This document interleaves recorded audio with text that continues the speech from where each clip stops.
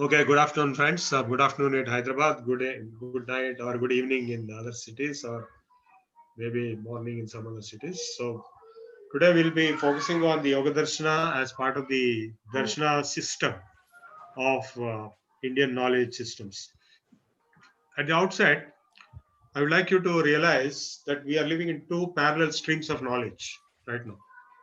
One is the modern stream of knowledge, which we consider as modern science and technology and so on and so forth, based on English language mostly, not necessarily, but largely.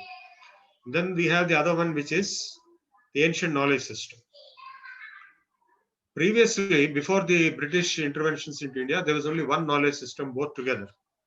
But due to British intervention, we got separated. Sanskrit and all the ancient knowledge became separate, and modern knowledge with English based, technology science based became separate.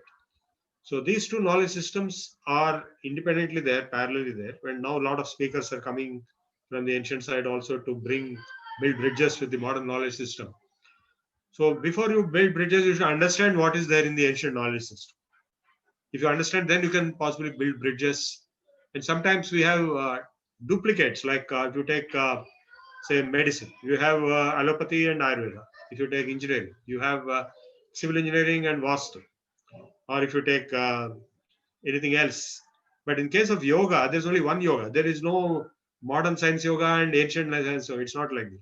There's only one yoga. That is the beauty of the yoga system. But all other systems became double. They got separated. So this situation is because of there is no interoperability between the two knowledge streams, knowledge systems. There's no interaction also. They remain in isolation. And usually people who are experts in one system don't have the knowledge of the other system. It is true with the orthodoxy, the Vedic scholars, or the Pandits, and so on. And it is true with the modern science experts like us, IITians, and so on. So before we can think of integrating, or we have to think of building bridges or interoperability between the two, we should understand each other. Of course, it is very difficult for the ancient orthodoxy people to understand modern technology. They have, in their own way, been making efforts to understand. And most of them have migrated completely, like our great grandfathers have left the Vedic orthodoxy, Vedic knowledge system, and came to English education system. My grandfather was one of the first English graduates in 1875. His father was a great expert in the Vedic knowledge. So this way, today, since I have been, since my childhood, I have been into both these systems. I have two hands. I kept one hand in one and the other hand in the other, deliberately with great persistence and force. So today I'm able to speak and even integrate sometimes or interface interoperability, achieve interoperability between the two streams of knowledge. Okay, now coming to what is the core content of the ancient knowledge systems? If you look at it, there are what are called 18 Vidyasthanas or 18 knowledge centers. One is we have the Vedas, the four Vedas, and each Veda has four parts: the Samhita, Brahmana, Aranyaka, Upanishad. And then we have the next two Vedas, we have the Upavedas, like Dhanurveda, Ayurveda. And then we have the Upanishads, 108 Upanishads, which are the fourth part of Veda: Samhita, Brahmana, Aranyaka, and Upanishad. Then we have what are called the Vedangas, the six Vedangas: Siksha, Kalpa, Vyakarana, Nirukta, and Chandas, and Jyotish. And these Vedangas become the critical prerequisites for understanding the Veda, because it has grammar in it, it has Jyotisha in it, it has Chandas in it, and even the chanting, even the pronunciation is there. And so this the entire knowledge systems, starting from the Vedas, which are supposed to be endless. Vedas are supposed to be endless. Anantahi Veda. In fact, to understand what is Veda in by definition, we can say that Veda means knowledge, all knowledge, any knowledge and all knowledge. So all knowledge was kind of repository, made into a repository in the Veda. And such a repository was continuously upgraded over the thousands of years. And this repository stopped getting updated sometime after the Atharva Veda development, which was the last among all the four Vedas. And then the Upavedas like Ayurveda, Dhanurveda, they all started growing. Who had their own Shastras, Ayurveda Shastra, then Yoga Shastra is also, there's so many Shastras. Now, apart from this, there are core Vidyasthanas called Darshanas or the perspectives. Darshana word strictly means perspective or a vision or visualization. So the vision or the visualization or window or perspective to the entire knowledge of the universe, which is in the Vedas as the entire knowledge of the Vedas, in different perspectives. We have six darshanas.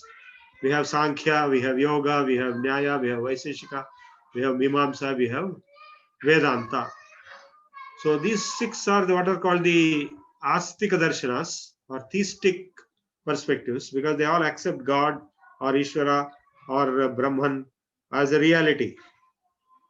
And we also have Nastika darshanas which are outside the Vedic domain who challenge the Vedas, don't accept Vedas, like Buddhist, Jain, Charvaka, Lokayata, and so on. They are Nastikas. They don't accept the existence of Ishvara or God or Brahman or even self in some cases.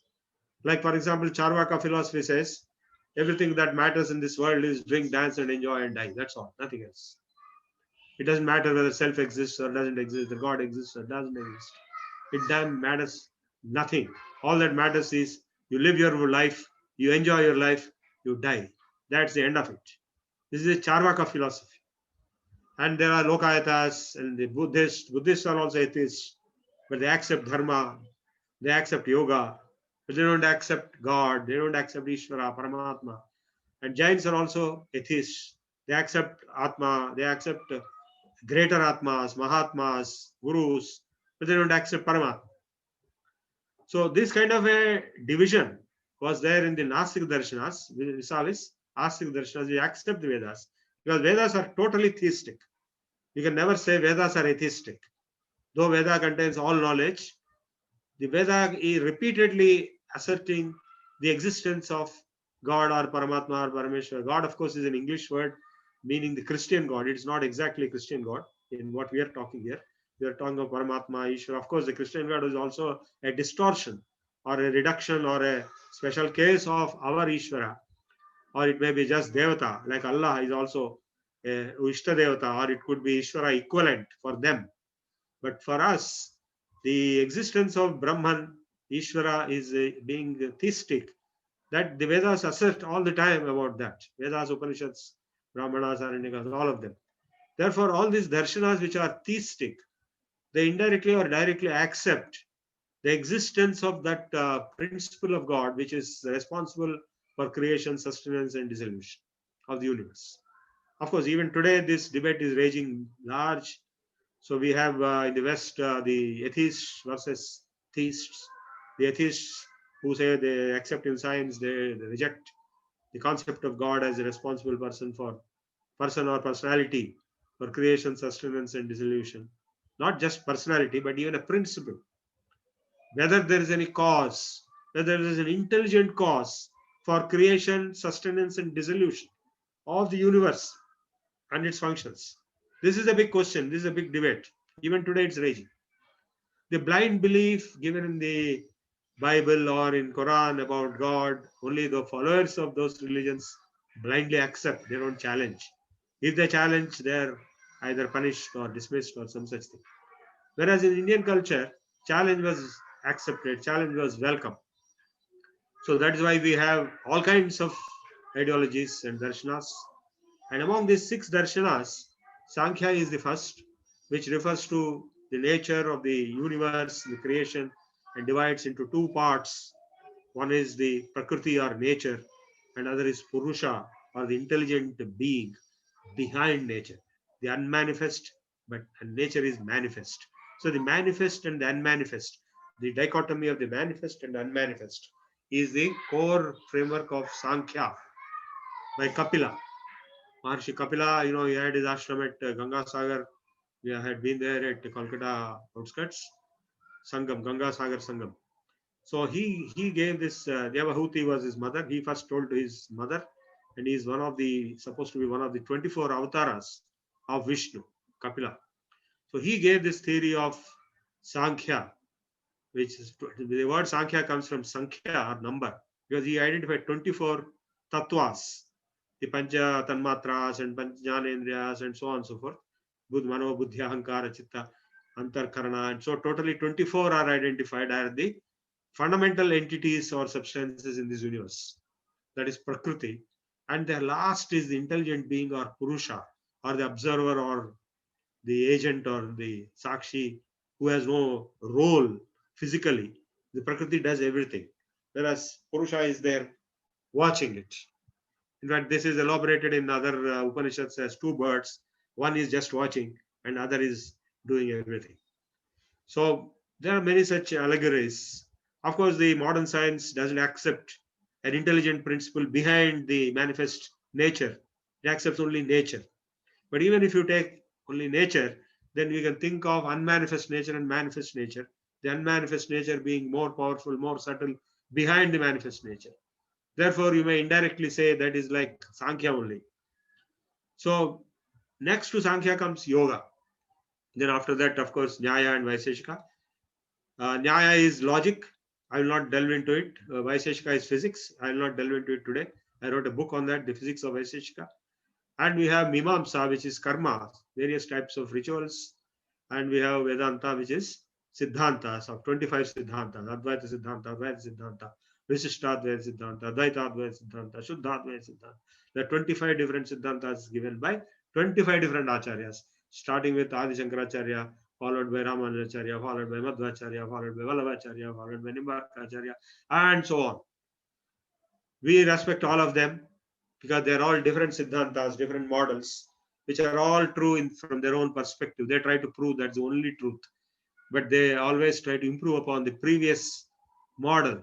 They cannot reject the previous model entirely, because when Visishtadvaita was propounded, as the name itself suggested, it is a specialized Advaita. It is Advaita only, but specialized. And surprisingly, I came to know one of the main reasons why Ramanujacharya went and prepared a new dogma or doctrine of Visishtadvaita. One of the main reasons for that is his teacher of Advaita was so bad that he got disillusioned with him and he developed a new theory. So sometimes bad teachers are also very helpful in allowing you to develop something new. So the Advaita Vedanta and Visishtadvaita Vedanta, Dvaita Vedanta, Madhva is Dvaita, and so on. 25 Siddhantas, like what we have in ISKCON is another one, and what we have with Vallabhacharya is another one, and so on. So this is all Vedanta. We need to have a series of sessions on Vedanta Darshana, and Mimamsa Darshana is more to do with the ritualistic system, starting with Sandhya Mandalam, then Vaisadevam, and Agnihotram, and then Agnikaryam, Somayagam, and so on and so forth, because they believe that only by karma you can get moksha. Then before that is the Vaiseshika, which is all physics, and I explained it as a separate subject altogether. And we have Nyaya, which is all logic. A lot of people don't realize that the entire science and technology, mathematics, computer science is all based on logic. And that logic originated in India from the sage Gautama, who was originally from Bihar. And then he lived in the Godavari Delta. That's how we have the name Gautami for Godavari. So before Nyaya comes the Yoga Darshana, which is the psychological, mental perspective of the universe. As Vaiseshika was the physical perspective of the universe, Nyaya is the logical perspective of the universe. Vaiseshika, the physical, and yoga is psychological, mental, or the observer's perspective of the universe. And Sankhya is a generic model given to explain the phenomena of natural behavior and the manifest nature and the unmanifest nature being Purusha, manifest nature being Prakriti. Prakritim Purusham Chaiva Vidyanadi Uvapi Vikaransa Gunas Chaiva Vidhi Prakriti Sambhavan Karya Karana Kartrutve Hetu Prakriti Ruchyate Purusha Sukha Dukhanam Bhoktritve Hetu Ruchyate. The Gita, which is basically a Sankhya text, explains who is Prakriti, what is Purusha. So he says that Prakriti is responsible for all activities in nature, all changes in nature, Vikaransya Gunansya, and the Gunas, the Rajoguna, Sattva Tamaguna, and Karya Karana Kartrutva, all actions, all phenomena, all happenings, all events, and their causes, Karya and Karana, and Kartrutva, the ownership of that action. All are within Prakriti. And Purusha Sukhadukhanam Bhoktrutve Heturuchyate. Purusha is just feeler, enjoyer, observer, thinker, intelligent principle behind Prakriti. They are not totally different from each other. They are two faces of the same entity. What we explained by Ardhanarishwara, Shiva and Shakti, or Brahman and Maya. Both are same, two faces of the same coin, the manifest and the unmanifest. Now coming to Yoga Darshana, which is an entirely practical and experiential subject, as against other darshanas, which are not necessarily practical. Like Sankhya, for example, is entirely a model of the nature and universe. And Vedanta darshanas, 25 of them, they don't agree with each other to some extent, at least, if not completely. They're all models to explain the entire universe and reality in all aspects in different ways. We have three things to start with. First is I, Jiva. The individual is there. You all agree with me. Then we have Jagat, the universe, or Prakriti, you can call it. And whether Prakriti is only one or has two parts, the Prakriti and Purusha, that is God and universe separately. So if you accept the second principle also of nature or universe, then you have three total. Jiva, Jagat, and Ishvara. If you don't accept, then you have only Jiva and Jagat. If you don't accept Jiva also, you have only Jagat. So please mute your mic, somebody is making noise.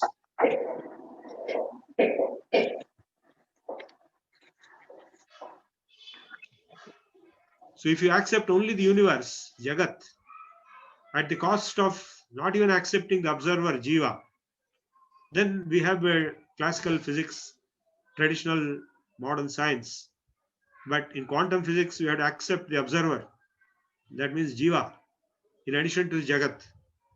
And then in Vedanta, we go to the higher level of accepting Ishvara also, in addition to Jiva and Jagat.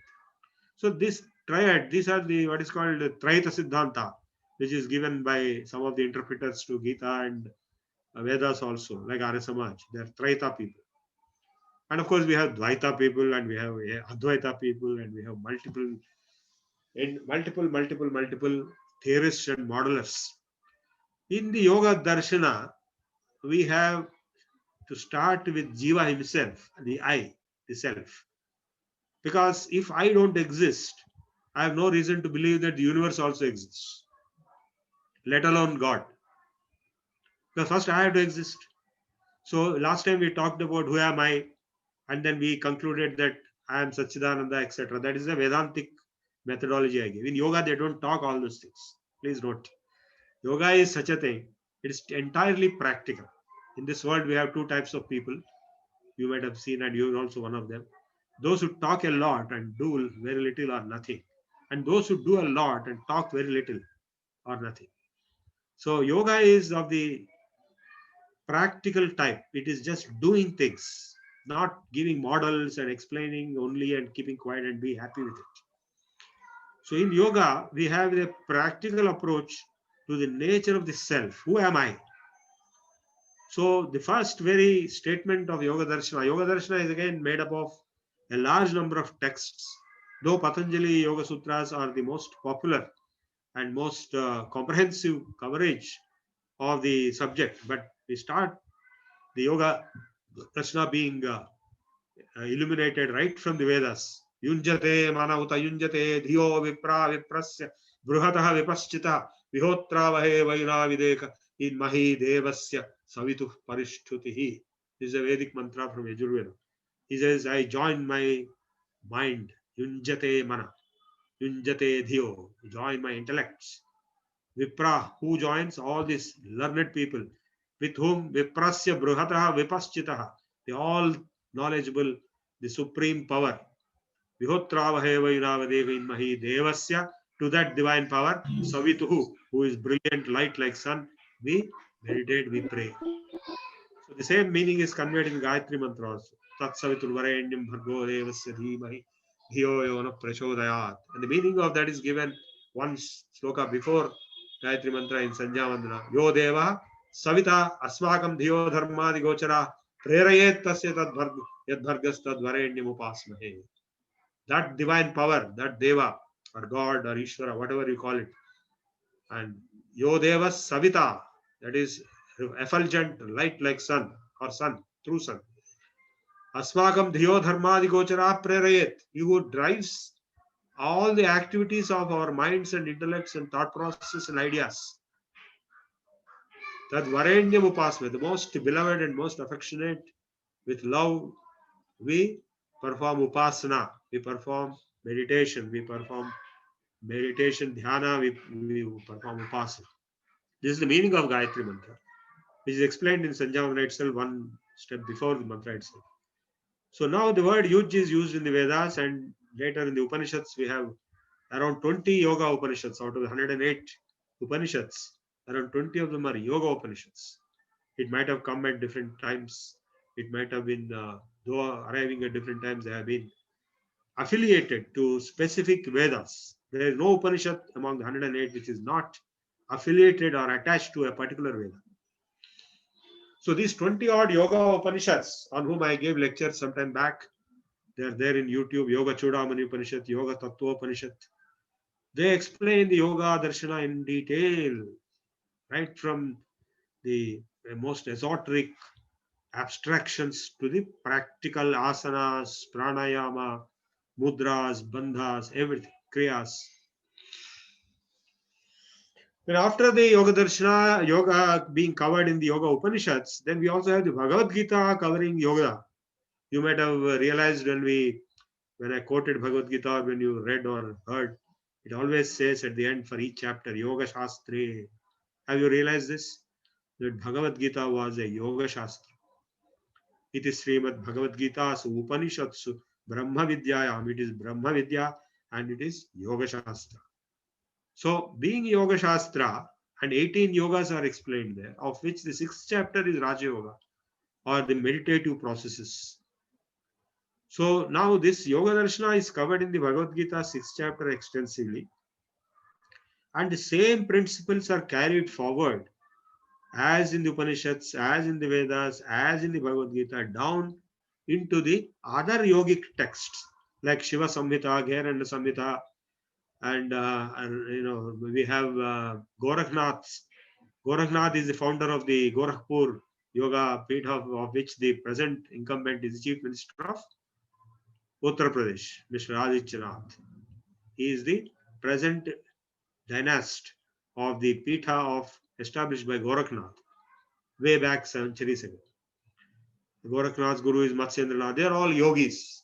They all have powers. And of course, our Adityanath, he may not have that kind of powers which Gorakhnath has. But the very fact that a sadhu is running a whole state in a kind of a moral fashion, not like a typical politician, Gunda Raj kind of thing, is a wonder by itself. It is a siddhi by itself, I would say. And the yoga tradition has been there right from Shiva. He is known as the Adi Yogi. And our Jaggi Vasudev Maharaj has built a big bust of Adi Yogi. I went there. I saw it's a huge bust of Adi Yogi, Shiva himself. And because the Shiva Samhita gives the discussion between Shiva and Parvati, explaining the entire system of yoga. Then we have, of course, the Patanjali Yoga Sutras, which is the main focus of today's lecture. I will touch upon some of them and maybe we'll cover more detail in more lectures. Patanjali is also a mysterious personality as far as the dating is concerned. Whether there is one Patanjali or there are two Patanjalis is still not known. Because the Patanjali Mahabhashya to Panini's Ashtadhyayi grammar of Sanskrit is very famous. It's as famous as Yoga Darshana, Yoga Sutras itself. And whether this same person has written this also or is a different person is still not known. If it is the same person, then he is post Panini, not pre-Vyasa.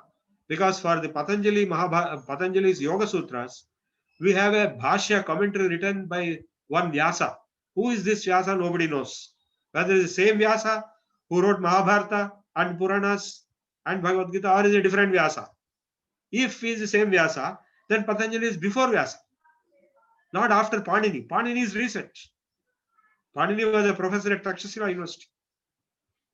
So if Patanjali, who wrote the Mahabhashya to Panini's Ashtadhyayi for Sanskrit grammar, if is after Panini, obviously, then this Patanjali must be different from the original Patanjali of the Yoga Sutras. This is one argument. We really don't know.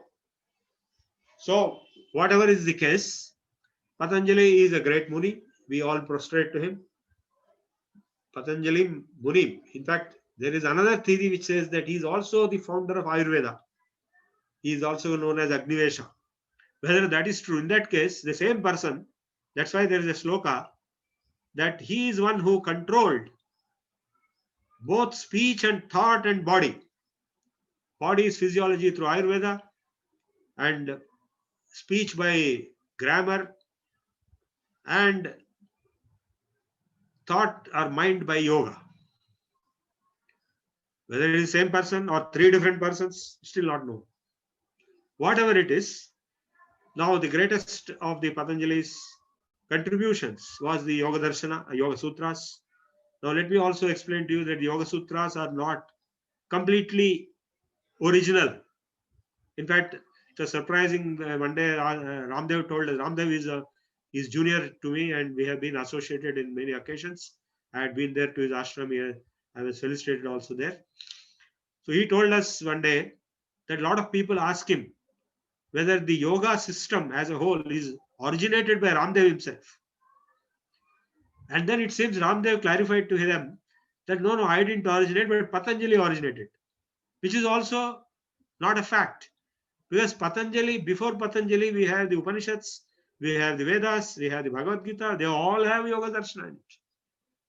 So Patanjali only summarized the yoga system, the knowledge which he was available in the world at his time, into certain framework of sutras or formulas or aphorisms. So a sutra is a unique structure, construct in Sanskrit language. It doesn't exist in any other language. There are many things which exist only in Sanskrit language, like mantra, sutra. So what the sutra does is, it is not exactly same as a plus b whole square is equal to a square plus a 2ab plus b square. It's not like that, but it is a very crypt and powerful and what do you call packed uh, capsule of knowledge. It's so packed that if you expand it, it will be expanded into huge level. So even Panini did this in these Ashtadhyayi Yoga Sutras, because for the grammar, he has put only one letter sutras, two letter sutras, and so on. So this sutra concept, there's a period called Sutra period in which all the sutras were developed on the knowledge which was already there prior to them. So we have Mimamsa Sutras of Jaimini, we have the Yoga Sutras of Patanjali, we have the Vaisheshika Sutras of Kanada, and Sankhya Sutras of Kapila. So all these darshanas are sutra literature. So now this Brahma Sutras are the sutra literature for Vedanta Darshan. And Mimamsa Sutras are the sutra literature for Mimamsa Darshan. So the point I am trying to make is, Patanjali Yoga Sutras, they summarize the Yoga Darshana in a very efficient and packed, intensively packed knowledge capsules, whereas the Yoga Darshana existed before Patanjali for a very long time, right from the Vedas. We don't even know how long. I hope it's all clear now. So let us get into the Yoga Darshana itself through Patanjali Yoga Sutras. Of course, we can also say we can cover other texts like Yoga Upanishads and Bhagavad Gita. They're all equally valid, if not even more valid, or even more sacred and more powerful than Patanjali Yoga Sutras. But as I said, Patanjali is practically at the end of this lineage of the great yoga acharyas, drashtas, mantra drashtas, sutra drashtas, because Veda contains mantras which are delivered by mantra drashtas, the great rishis like Bharadwaja. I have a lineage from Bharadwaja, or Angirasa, or Vasishtha, or Agastya, and many others. Their names are associated with the Vedic mantra. They are not the authors, but they just visualized. They were mantra drashtas. Because Veda is apaurushaya, it is not a human creation. They are all humans. They were rishis. They became superhuman. They are supposed to be having reached domains and levels of being superhumans. Even today, they are there in some other level, maybe in Bhuvarloka, Bhuloka, Bhuvarloka, Suvarloka, Maharloka, Janaloka, Tapoloka, and Brahmaloka. So, in various lokas, these rishis exist even today, which we may not be able to access because we are just in Bhuloka, the basic average human world. So now these rishis, their lineage, the end of it, towards the end of it, or not exactly end, towards the later part comes Patanjali, and definitely after him were Gorakhnath and others. Until now, we have our gurus, our own gurus.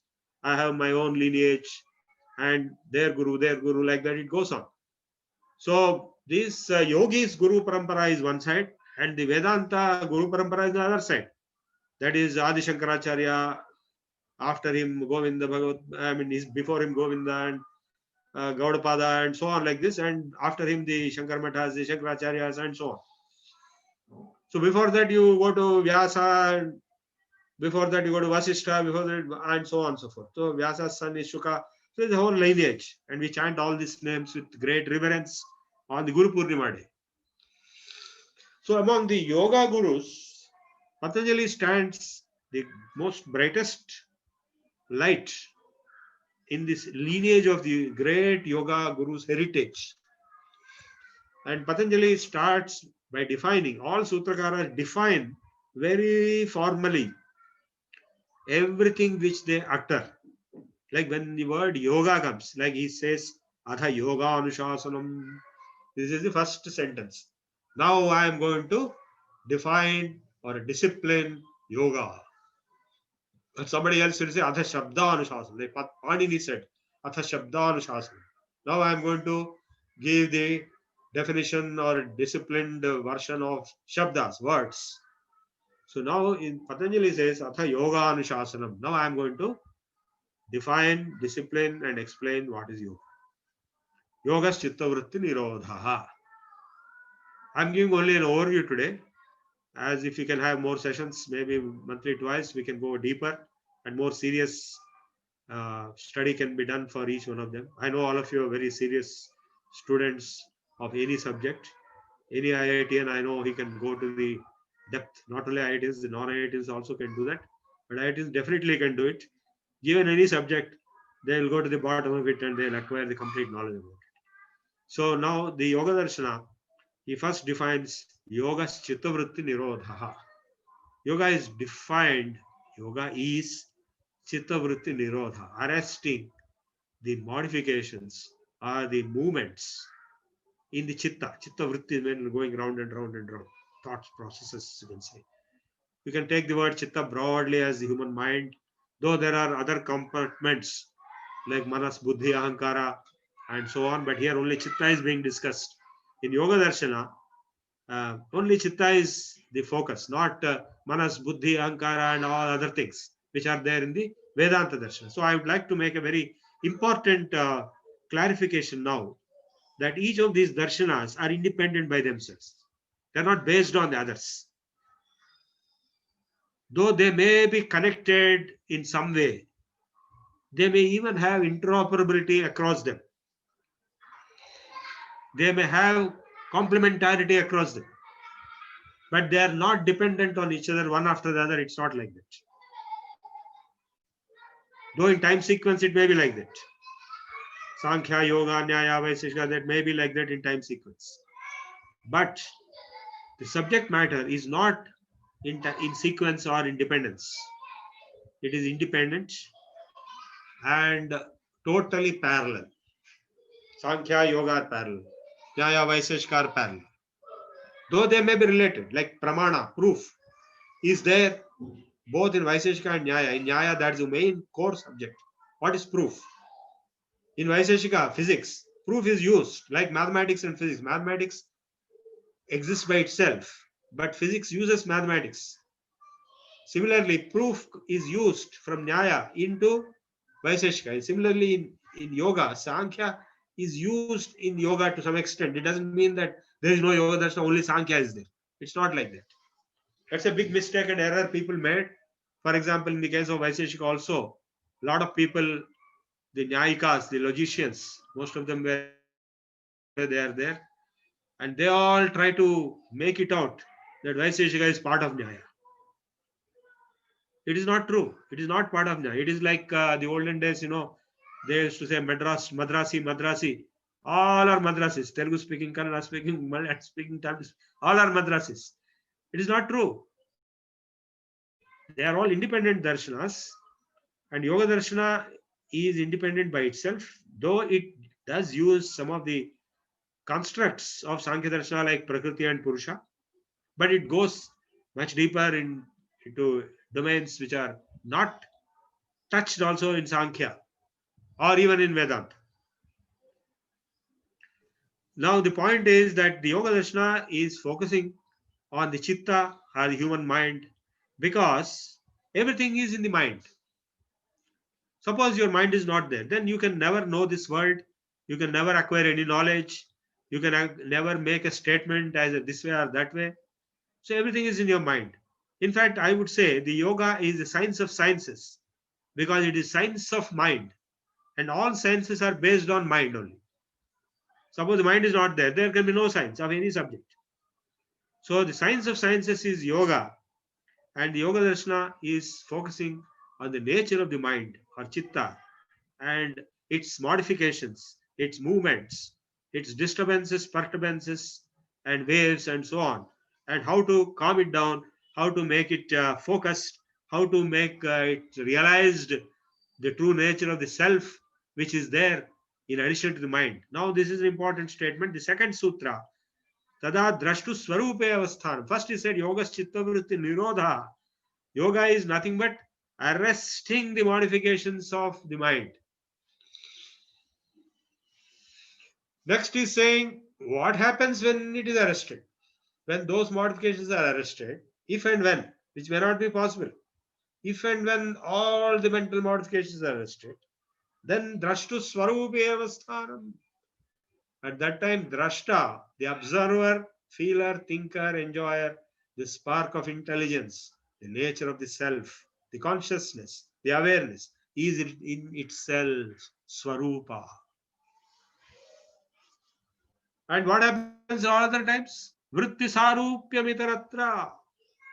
It identifies or it is analogous. It's not saying it's completely identified. Sarupyam, not swarupam, but sarupyam. Similarity with its own thought processes, models built by itself. What does this mean? This means you have a model of thought process of a particular identity, a particular designation, particular name, relationship, identity, attributes. Then you think you are that. Sarupyam, you are associating yourself with it to that extent that you are identifying with it. And some other identity, and some other designation, and some other relationship, and there are infinite such possibilities. So in our own life, we had infinite types of number of roles and number of experiences and relationships and interactions with infinite number of objects and personalities and thoughts and models. So this is all nothing but chittavritti, the movement in the mind, and when all this is calmed down, if at all, if so, then you are in yourself. Tada drashtu swarupe avasthanam. Vritti sarupe mitaratra. All other times you are likely to identify with your own thought models and processes, which are called chittavrittis, of different levels of complexity and some summation and so on. Like a simple identity, like if you have a small child, the child doesn't have any issues. I mean, child doesn't even know what the name of that child is or what religion, nothing it knows. Whereas as a child grows up, so many things are added. Conditioning happens. This religion, this name, this relationship, this family, this ideology, this affiliation, and it goes on, goes on, goes on. And you build your own world, a cobweb of your own world in which you are stuck. And you will be suffering from those roles only. You have a role with your wife or husband, you have a role with your son or daughter, you have a role with your brother or sister, and that itself will become a problem for you, though it may be enjoyed at some time. You all know how much we suffer, and you all know how much we enjoyed with each one of these roles. So now this complex universe which you have built up, the cobweb, because the cobweb is built by whom? The spider itself. Nobody else from outside came. The spider itself creates the whole cobweb in which it is caught, and in which it may die also out of asphyxiation. It cannot come out.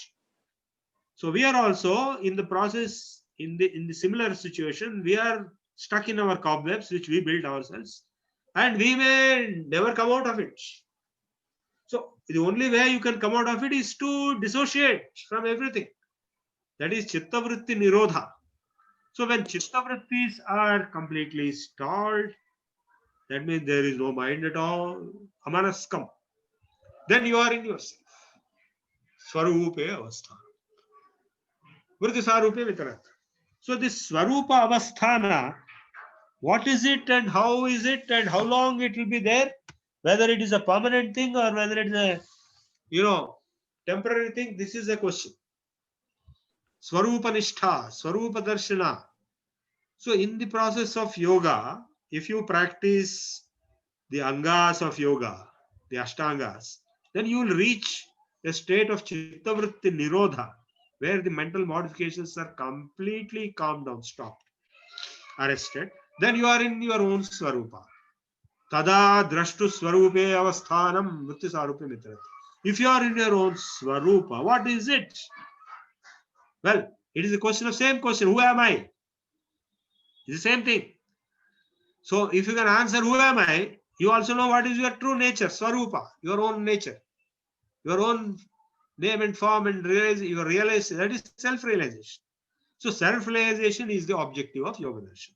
Yogena Atma Darshanam, the clear statement made in some of the yogic texts.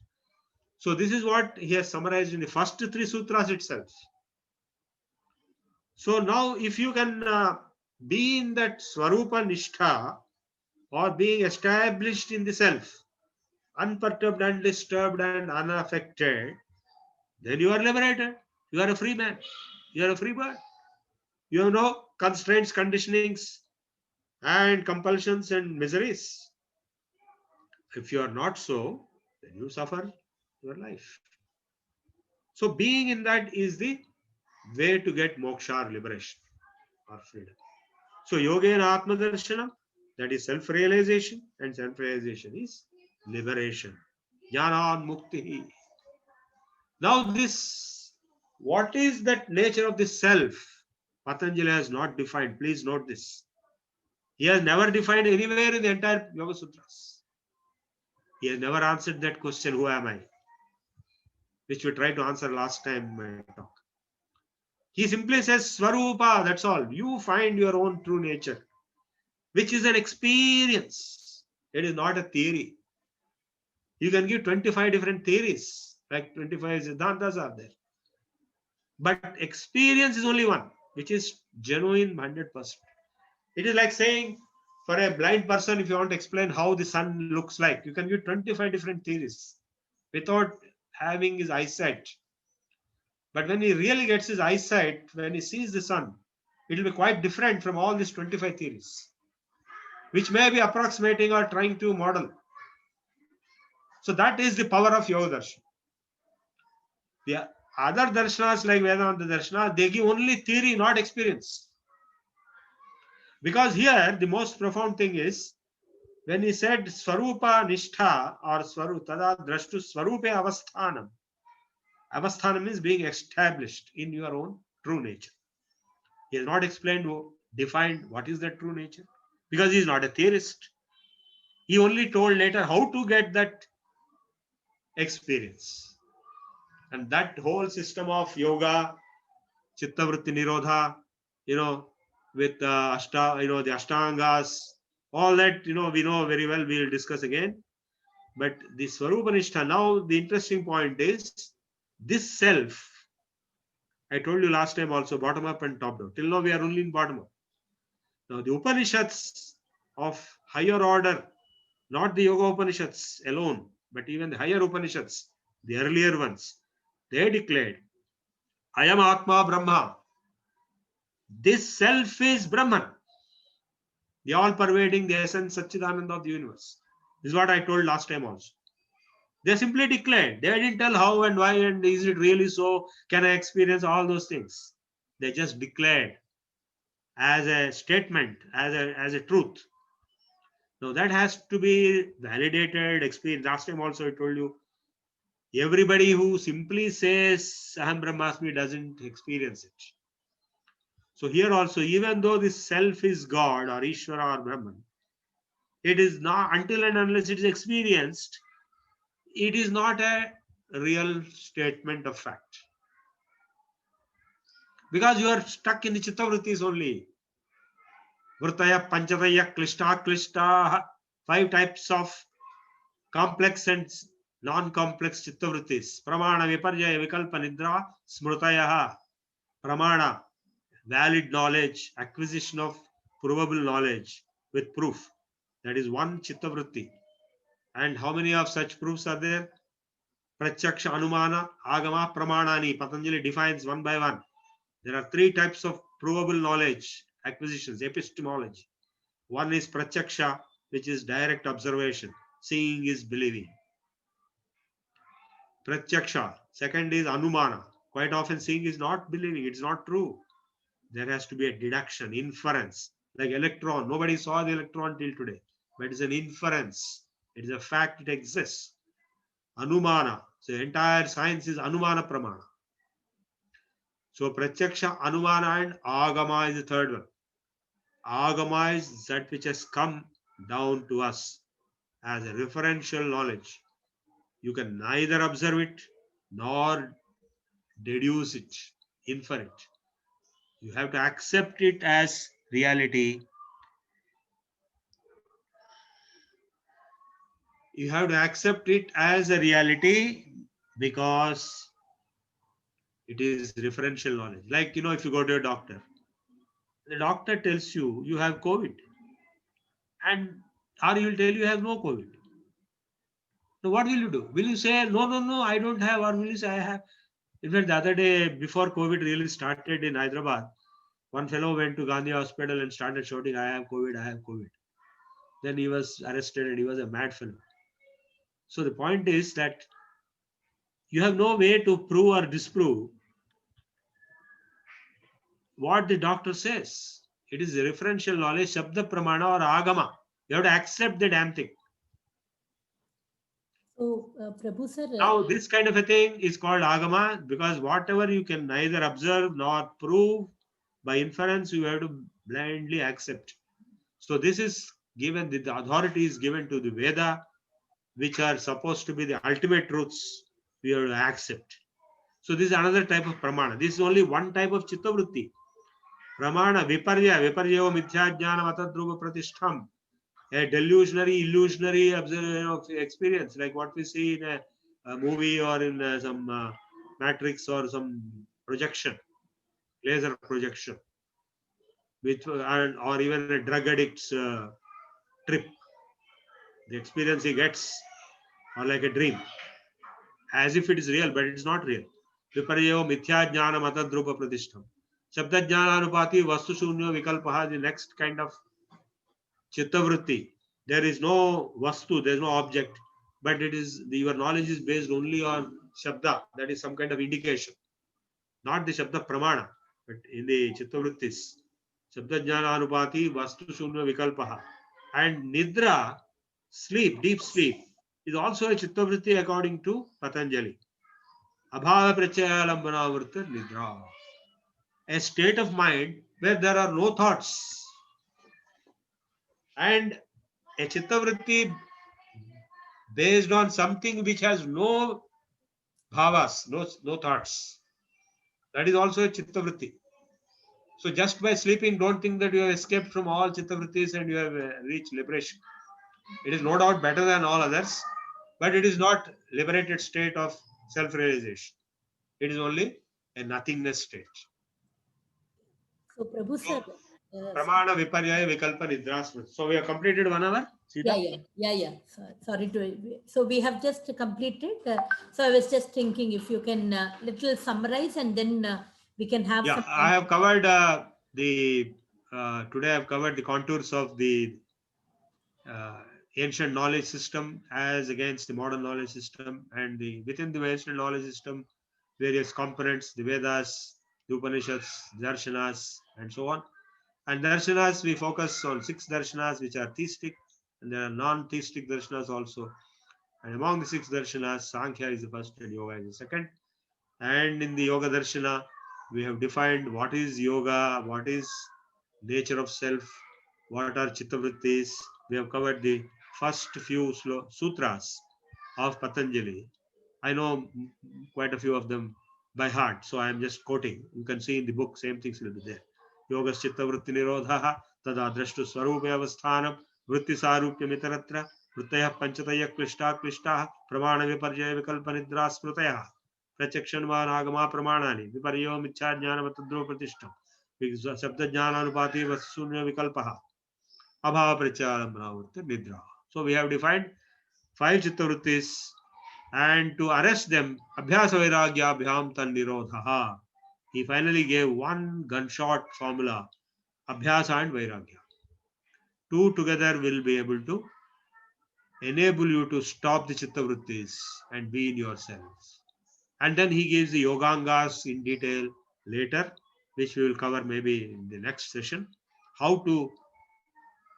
the processes of yoga, the yoga angas, the aspects of yoga, like asana, pranayama, pratyahara, before that yama and niyama, and then finally samadhi, how all of them become procedures and processes and steps to achieve the state of yoga, which is self-realization.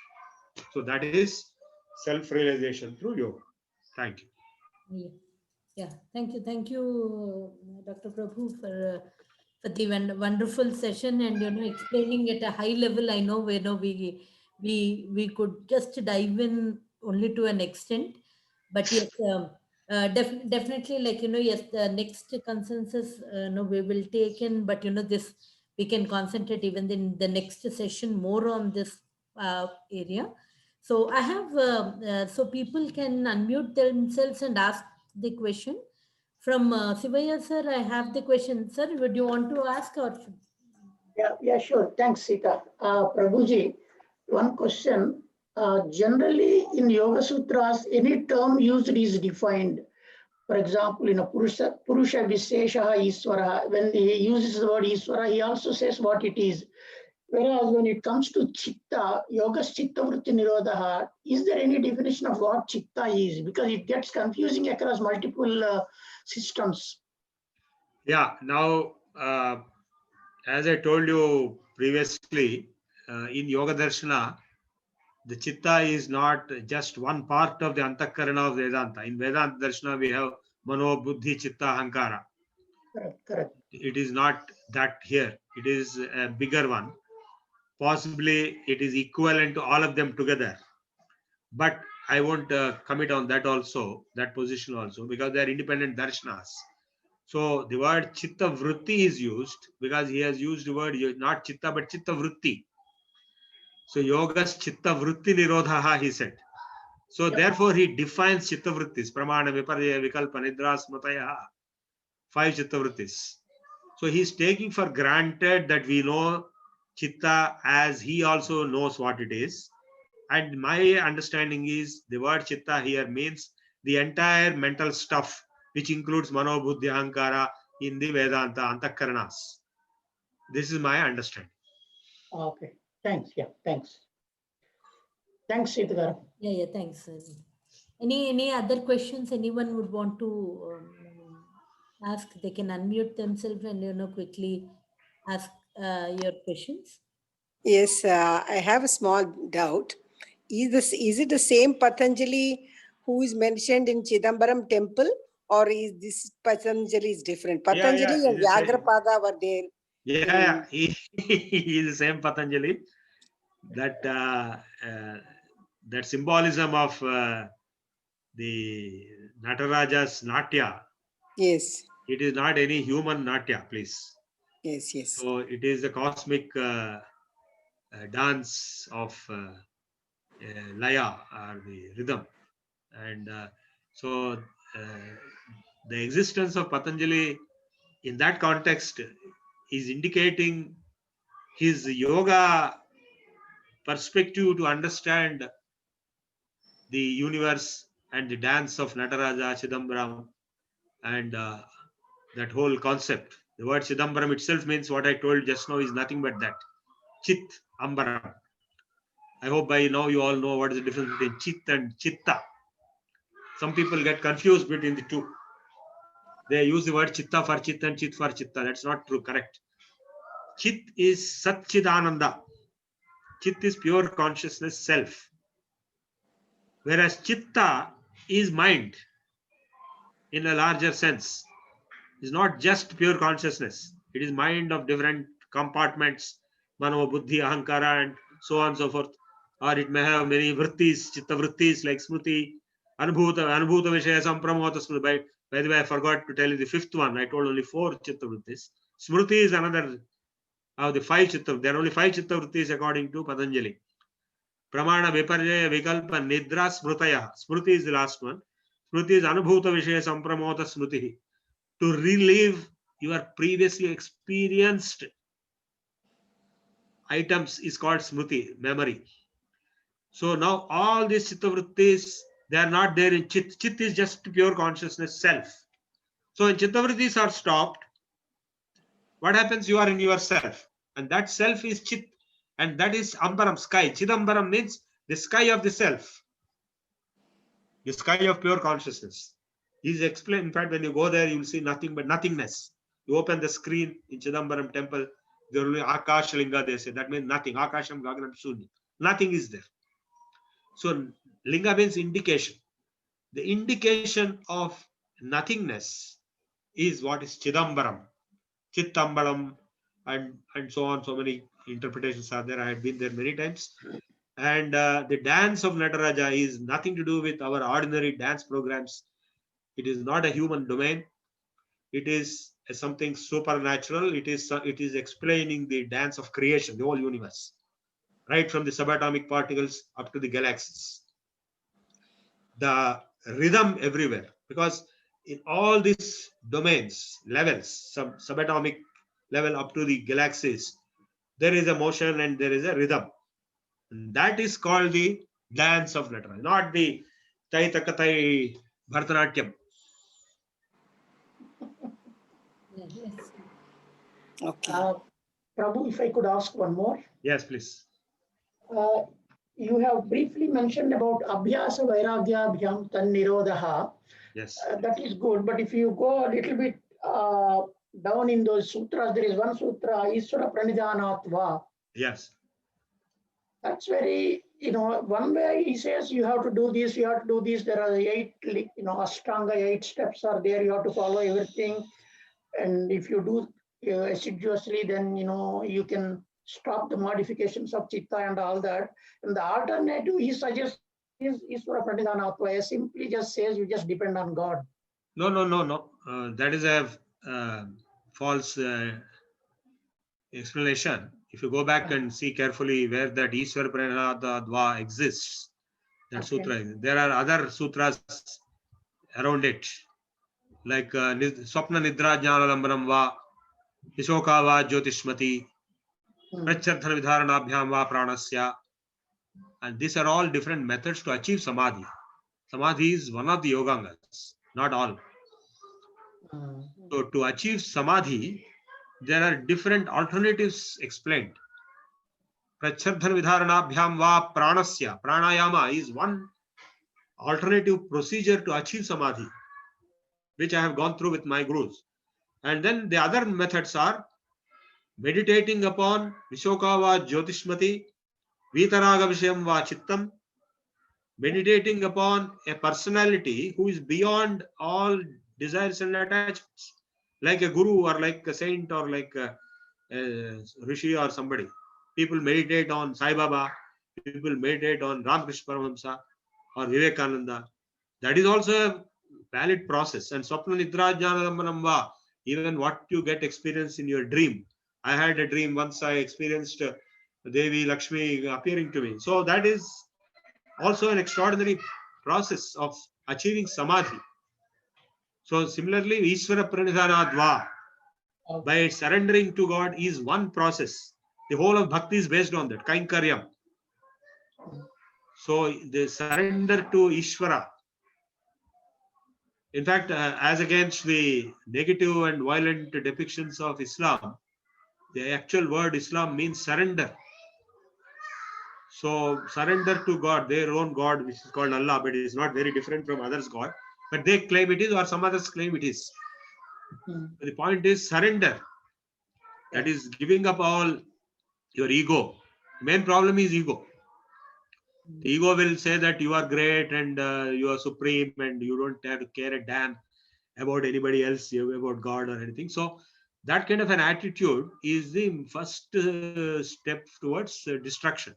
So Ishvara Pranidhana means complete surrender, because even in the Yamanemas we have Ishvara Pranidhana.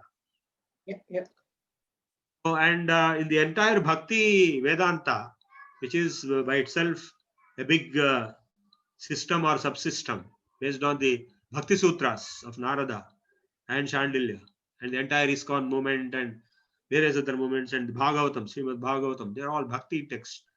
They have validity. In fact, Patanjali is confirming the validity of that approach of Bhakti Vedanta by saying Vishwa Pranidhanadva in one way. But again, as I said, this yoga is a technical treatise of practical nature. It doesn't go into theorizations of models of various types. Who is Brahman, whether it is Nirguna, Saguna, all those things are not discussed.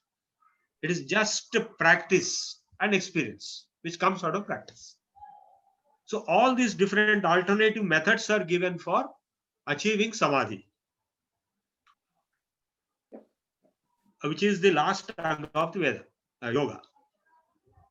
Sorry. I hope all of you know we'll be covering next time. Yama Niyama Asana Pranayama Prachar Dharana Jnana Samadhayo Ashtavangani, 8 angas. That doesn't mean they are in sequence. Like you can say, only after I become perfect in Yama and Niyama, I will take up asana. Then you will never take up asana, because you can never be 100% perfect in Ahimsa, 100% perfect in Satya, 100% perfect in Brahmacharya. It is not possible. I would say they are parallel. So gradually you will be improving in each one of them. Okay, thanks. Yeah, thanks. Of course, Sivaya already knows a lot about Yoga Darshana. That's why he's asking very advanced questions. But you don't have to feel shy. You can ask me any other questions also, all of you. Feel free to ask any question. Yeah, others, any other questions? If I see the... Namaste, sir. Brijbhushan here. Brijbhushan ji. By the way, Brijbhushan Purohit is my right hand. He's the secretary of our Vishwa Yoga Vidyapit. He operates one yoga institute at Hanuman Vyamshala. Brijbhushan, can you repeat? So one question, that chitta what we are saying, then later on it comes as a consciousness what we say in English. So chitta is nothing but that chit and that pure soul and this mind and all that together chitta, like that. Yeah. Soul. That's what I clarified just now 2 minutes back. That chitta and chit have to be distinguished. They are not to be confused.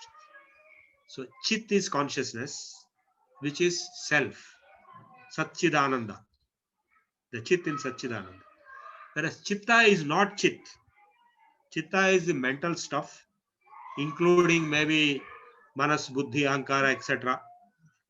because we are not, it is not correct to mix up different darshanas. Whatever Vedanta Darshana says, it remains valid in its own domain. Whatever Yoga Darshana says remains valid in its own domain. You should not mix up everything. It lead to big confusion. So chit is the word used in Sanskrit language to convey pure consciousness. Like I told you the example of Chidambaram. And in Yoga Darshana, the word chit is not being used. It is only chitta which is being used, which is not chit, which is not consciousness. I hope it's very clear to all of you.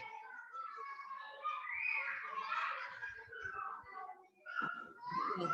If any other questions, please feel free to write back to me, or we can further discuss more in the group also, which we have Prabhu Speak series. You can ask your questions and Prabhu sir can answer that.